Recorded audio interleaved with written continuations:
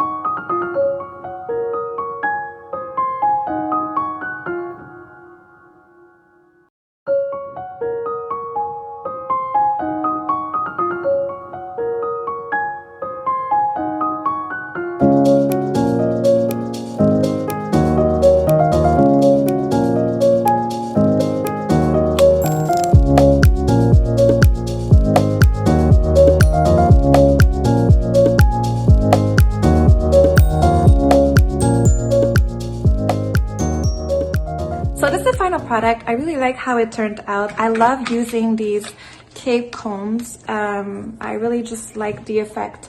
For this particular video, I used this one. And yeah, they just give a nice effect and I love them. And basically how to use them, you just keep it straight a little bit at an angle and then you turn your cake with your turning table until you're satisfied with the look. And the more obviously you turn it, obviously the more you're removing buttercream. So talking about buttercream, many of you are asking, Liliana, how do you get your buttercream so white? So there's little tricks that you need to do. First of all, when you do buttercream, I just want to point it out there, make sure that it's no longer grainy. So make sure that you beat your buttercream so that there's no more sugar grains in it, or else when they're gonna eat it, they're gonna feel the graininess. I don't know if that's a word, but the graininess of the sugar. So what I do in order to make it extra fluffy and that whiteness, I beat it for a good 5 to 7, even sometimes 10 minutes extra. And you're actually gonna see it's gonna come fluffy and it's almost going to double in size. That's number one. Number two, also what I do is that I use clear vanilla extract. Many vanillas out there, extracts are already browned or have like a brownish tone color to it. And you're gonna see that makes your buttercream more yellowish. But if you use a clear one, it won't tint your buttercream. That's number two. And number three, you can also use white food coloring. I'm not a fan of it, but sometimes I use it when the client wants it to be extra white. And that's my little 3 tricks that I use. Other than that, I don't have any other tricks. And that's it. I really hope you guys enjoyed. If you did, please give it a thumbs up. And if you guys haven't done it yet, well, go ahead and subscribe, comment down below, and click the notification bell button so you get notified of all the videos that I put up. I wish you all a beautiful week and see you in the next one.